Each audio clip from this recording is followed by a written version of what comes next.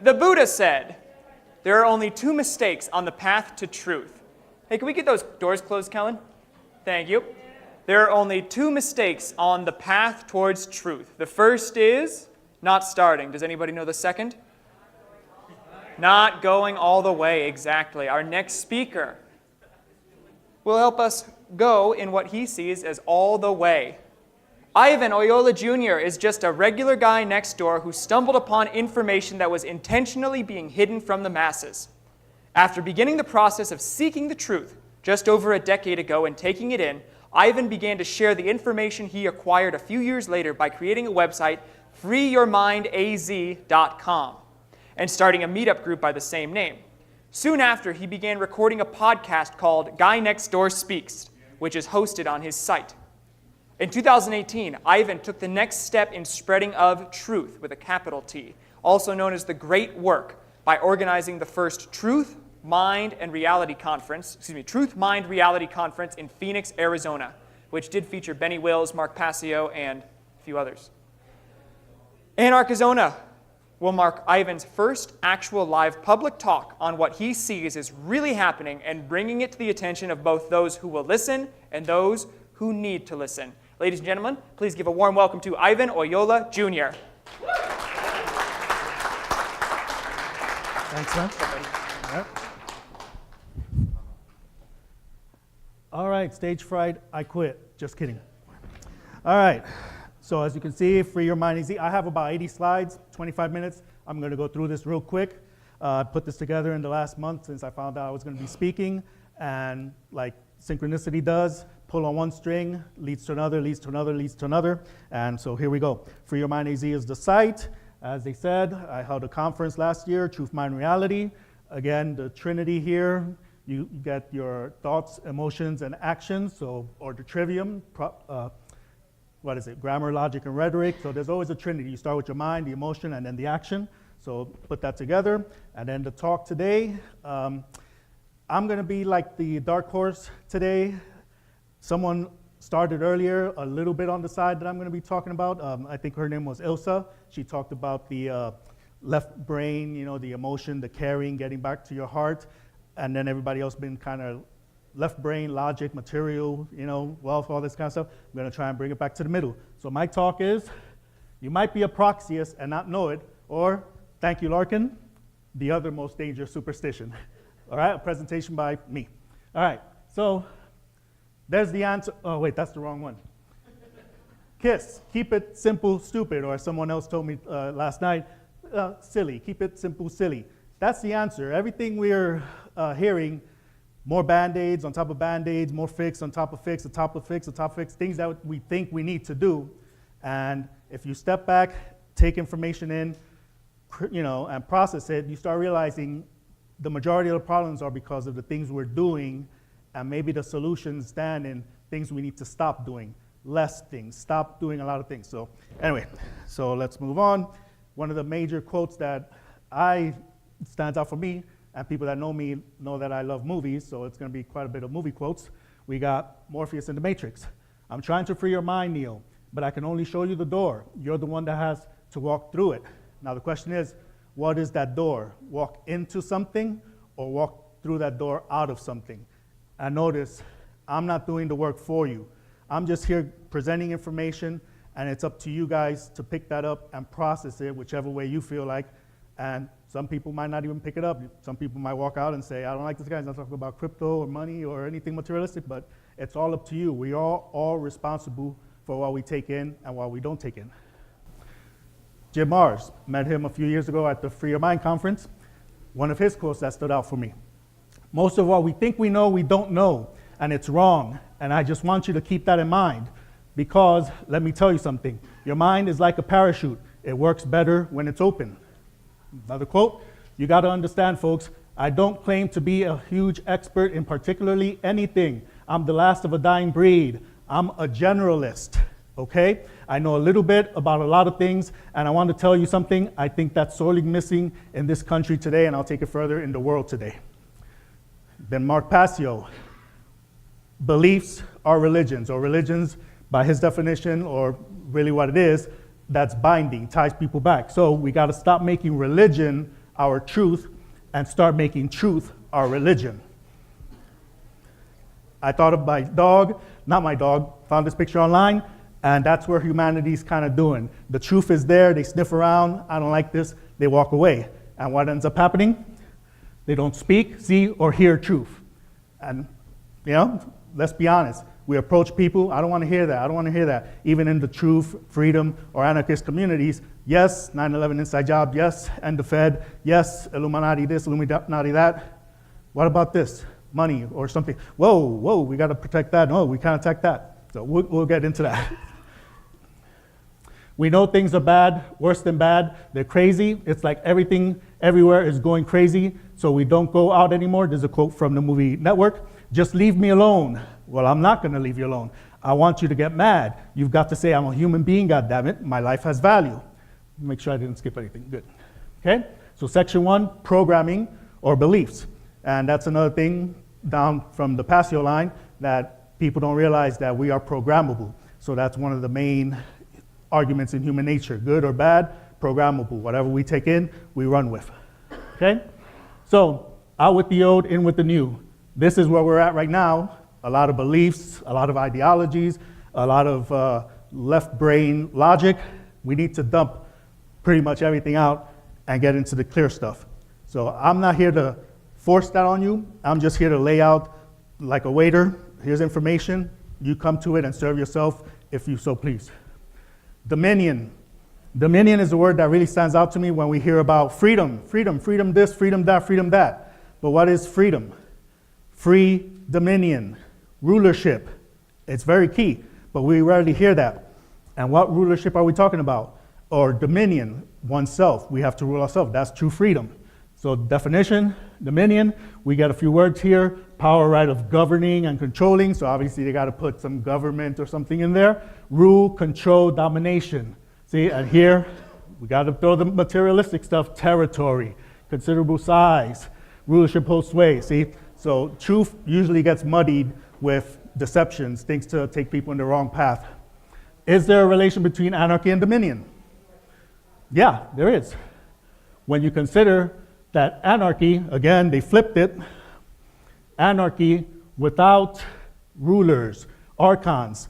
So you're free dominion, all right? Notice how they flipped this. The first definition they put up top, 1530s, absence of government, all right? So that leads to the chaos thing.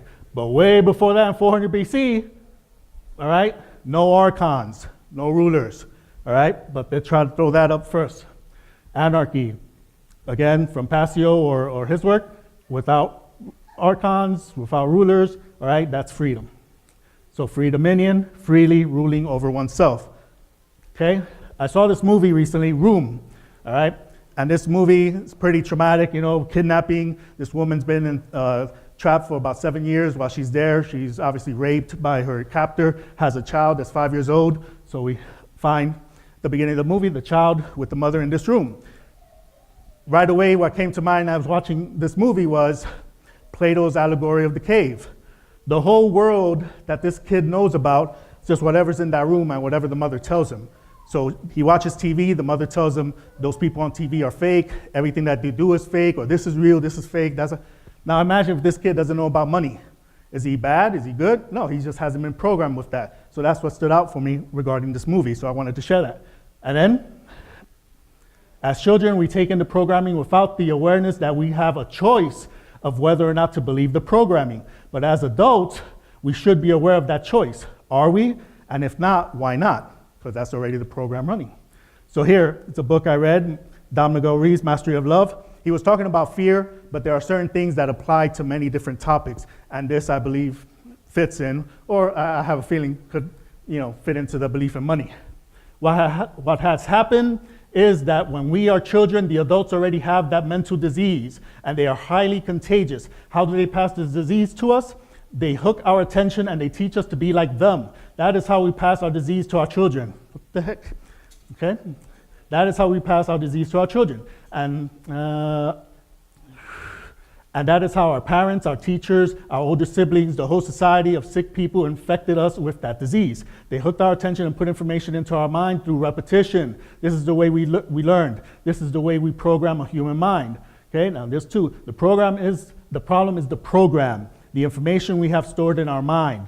By hooking the attention, we teach children a language, how to read, how to behave, how to dream. We domesticate humans the same way we domesticate a dog or any other animal, with punishment and reward. This is perfectly normal. What we call education is nothing but domestication of human beings. Okay? Then, doing more research, this is all within a month's time, pulling on one thread after another, came across this study out of the University of British Columbia. Giving makes young children happy, UBC study suggests. Two little quotes from here. People tend to assume that toddlers are naturally selfish, said this doctor. These findings show that children are actually happier giving than receiving. What's most exciting about these findings is that children are happiest when giving their own treats away. Forfeiting their own valuable resources for the benefit of others makes them happier than giving away just any treat. And there's the link for that. But what happens along the way? We start programming. Little 5, 6, 7, I know it's a blurry picture, but lemonade stands. We start presenting, hey, programming with capitalism, money, you don't do anything, don't give anything away. When we just saw, study shows, when they're born and the first 4 or 5 years, they're willing to give stuff away, but here comes the programming, okay? Proxy, belief in money, I believe, is a proxy, all right? Here, they put it as people, but proxy could just be a substitute. Money, you want food, pay me. You want water, pay me. You want a shelter, pay me. So everything has to go through this belief of money. And then what does that lead to? Michael Wellner's quote, just look at us. Everything is backwards. Everything is upside down. Doctors destroy health. Lawyers destroy justice. Psychiatrists destroy minds. Scientists destroy truth. Major media destroys information. Religions destroy spirituality. And governments destroy freedom. You can pretty much say everything is because of money, because of money, because of money, because of profit. Profit. If I'm not getting paid for telling the truth, the hell with the truth. Here's one that's going to tickle you. Status asks, without government, who's going to build the roads, the roads? To which anarchists usually laugh. But now, Proxyist, which may consist of many anarchists, asks, without a monetary incentive, who's going to do anything? Notice the cognitive dissonance here?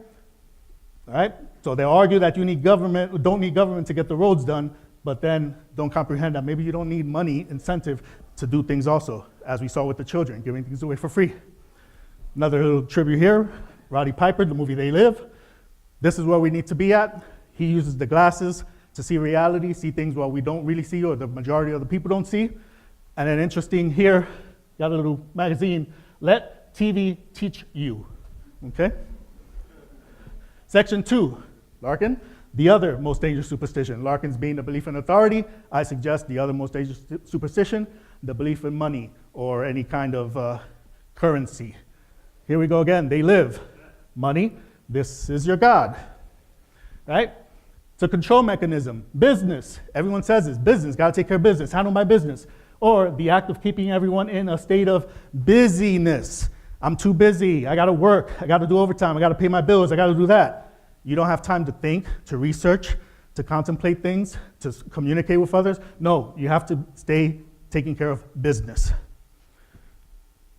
Those further along the path to truth know that the education system is really an indoctrination system and that almost everything taught in these institutions should be taken with a healthy dose of skepticism. However, for some reason, many in the Truth or Freedom or anarchist groups have a belief that the money and capitalist courses taught in these same institutions are immune from any sort of negative agenda or influence.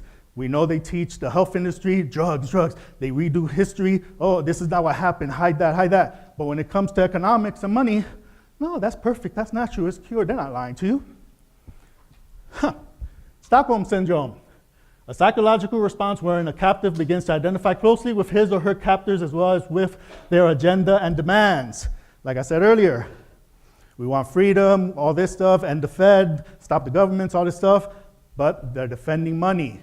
That's a form of Stockholm Syndrome. Don't ask me why, that I pulled on the string, this is what came out. Okay, now we get a little into the symbolism. All-seeing eye, money, mano, one, eye, the EY, eye, one eye. So we got symbolic stuff done by the sorcerers with the real materialistic money. And some of you might know about the other symbol in there, the hidden owl inside the dollar bill, okay? So these are little what they call them, totems or again, symbols. David Icke. The war on cash is a war on freedom. I have been warning about the cashless society for decades. It's a massive trap. When all cash is gone, how do you buy anything when the computer says no to your digital money? Exactly, that's the idea. Now we know where this is heading, all right? Towards the crypto realm. Albert Pike, Morals and Dogma. We often profit more by our enemies than by our friends. We support ourselves only on that which resists and owe our success to opposition. 80s and 90s, stick to cash, back it by currency. Don't let the powers that be push you into a cashless society. Early 2000s, 2007, 8, 9, crypto. Hey, wait, what happened to the early warnings about crypto? No, maybe the enemies, our enemies, really don't have to do anything because we're doing it ourselves. Now we're pushing to the next unmaterialistic, unrealistic currency, which exists where? In a fake realm, in the virtual reality, on the internet. You can't even, don't even get me started. All right, another string I pulled, the New Yorker, the profits of cryptocurrency survey, the boom and bust. It's a lot of stuff here, I'm not gonna get into it. However, there's certain little things here that stood out to me, which I should have highlighted, but basically what this is talking about, certain areas in the world where there's a lot of power, like Canada, Russia, and China with machines whirring on the tundra, creating magic money, okay? There's a lot of energy that's required, all these servers running to mine all this stuff. So you look on top, it requires a tremendous amount of electricity. This year it is said the Bitcoin network will use as much energy as the nation of Austria and produce as much carbon dioxide as 1 million transatlantic flights. But heck, it's better than the Federal Reserve. The alternative, which here's the key point. Theoretically, the more crypto you have, the more influence you have. So POW, whatever that was, partisans consider POS, proof of stake, to be plutocratic as well, a new gloss on the old problem of too much in the hands of too few. So much for the people that can't access the internet or have electricity and get cryptocurrency. Hey, everybody else, go for yours. How do Bitcoins work? Here's a little symbol thing, okay? Again, it's technology. Basically, the mining, the computers, the key to the one person, okay? But where does all this exist? Instead of just depending on banks or bankers, cryptocurrency would now have you depend on electricity companies and internet service providers. Because I am pretty sure I can't be out in the middle of the mountains of Sedona and without any Wi-Fi or computer or cell phone and transact with someone, but at least with this damn stinking FDR, somebody still recognizes a coin and a bill. But what happens when that disappears? Just questions we need to ask. Some occult aspects of cryptocurrency, crypt, right, subterranean chamber or vault, especially one beneath the main floor of a church, used as a burial place. Okay, but that's not what they meant. It meant crypto. Okay, a person who secretly supports or adheres to a group, party, or belief, objective, secret, or hidden, not publicly admitted. And I got the little references, so if you want to look online, okay? I know it's blockchain, chains. Obviously, we know what that means, something that binds or restrains, shackles or fetters, to fasten or secure with a chain. Well, that just means that everything's connected and shared. You can find other words. Instead of blockchain, block, a Freemasonic word, and chain to tie up, why not data links or data, networks? Why these specific words? Crypto, encryption service, encryption currency. That's more specific. Why these encoded words? Public keys and private keys. Anybody into the occult? Exoteric, esoteric. The ones with the knowledge and the ones without. I'm just saying. Crypto side of it was a whole different aspect to the conference. That seemed to be where the really wealthy were hanging out, not mixing with us truth peasants. This was an anonymous anarchy conference attendee. All right? Who messaged me particularly. So anyway, section 3, a possible solution. All right, we all know this guy, Max Egan. He was down in Mexico at Acapulco, and this is from there. I don't believe in commerce, and it's a hard thing here for a cryptocurrency conference, and everyone is sort of, what do they call it, anarcho-capitalist. I personally don't, I'm not a capitalist. I don't believe in that mentality. I mean, in this world, I can appreciate you gotta make money to survive, but I just give. Remember those children, the little kids? Everything I do, I give. I write a book, I give it away. I do videos, I give them away. All the movies I make, I give away. Everything I do, I give away. Sounds like a 5-year-old, huh? I've always done what I've wanted to do and been the person I've wanted to be. Because most of the time in our lives, we're not where we want to be. We're doing something that someone else has told us to do. You gotta make money, you gotta work. We're following parameters that someone else has given us. We're following guidelines that someone else has put there for us. We're not living our own lives. Then I pulled on this string a little further, and what pops up? This thing, warrior baboons give peace a chance. Sapolsky's original baboon troop. What does that have to do with it? Basically what this has to do with it is, all right, sometimes it takes a great dustbuster or fate to clear the room of bullies and bad habits. Freak cyclones helped destroy Kublai Khan's brutal Mongolian Empire, for example, while the Black Death of the 14th century capsized the medieval theocracy and gave the Renaissance a chance to shine. Among a troop of savannah baboons in Kenya, a terrible outbreak of tuberculosis 20 years ago, this was 2004, so about 1984, selectively killed off the biggest, nastiest, and most despotic males, setting the stage for social and behavioral transformation unlike any seen in this notoriously truculent primate. So what happened? All these violent baboons died away, new baboons came in. You think they'd be violent? Nope. The society there was like, no, those people are gone, we're not doing that anymore, which is what they say here. We don't yet understand the mechanism of transmittal, but the jerky new guys are obviously learning. We don't do things like that around here, okay? The good news for humans is that it looks like peaceful conditions, once established, can be maintained. And if baboons can do it, why not us? The bad news is that you might have to first knock out all the most aggressive males to get there. Substitute all this with the belief in money, the rich, the capitalists, okay? From a YouTube video, Non-Compete, American Death Code, this quote, cooperation is just a byproduct of competition or something done only because both parties receive some benefit from the partnership. Rather, altruism and cooperation are inherent in primates, including humans. Take the baboons and those 5-year-old kids. Pro-social behavior is an essential component of health and happiness in human beings. Right? Free dominion is half of the solution. Behaving in alignment with natural law is part of what compromises wisdom, the other half of the solution. Again, wisdom. Wise dominion. That's wisely ruling over yourself. Do no harm, take no shit. Non-aggression principle, right? Okay. This leads me to this real quick. This is a side little note. Every time we mention, or I mention something about getting away from the capitalist system or money system. Oh, that's socialist, that's capitalist, or communist. Okay, if we were able to find out the etymologies and the true meaning of anarchy, it's not chaos, it's without rulers. If we can find out now with proxy, what proxy is a substitute, why not social, okay? Devoted to or relating to home life, all right? Living with others, okay? From Latin, companionship of allies, united, living with others. Freaking evil socialists, how dare they, right? Social, as a noun, friendly gathering, all right? 1870, from social adjective, in late 17th century, it meant a companion or an associate, or socialism, they defined it. This right here, I think explains it. We're around 1830s. Based on this guy, it started changing, all right? So the word begins to be used in French in the modern sense, circa 1835. What we saw here, late 15th century, had a total different connotation, right? And this guy over here, George Bernard Shaw, talks about that too. I find that socialism is often misunderstood by its least intelligent supporters and opponents to mean simply unrestrained indulgence of our natural propensity to heave bricks at respectable persons. Commune, where I probably would do what? Communism, okay?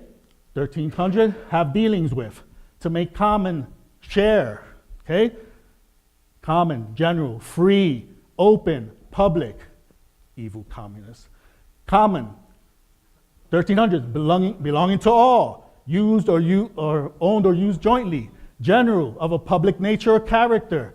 All these things sound so evil, right? This is from a reconstructed, I hate that thing, whatever. But again, held in common. Compound adjectively formed from together, all right?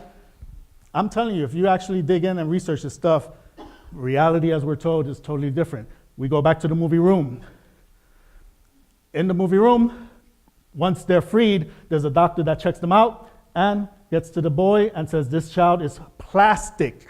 The child is still plastic.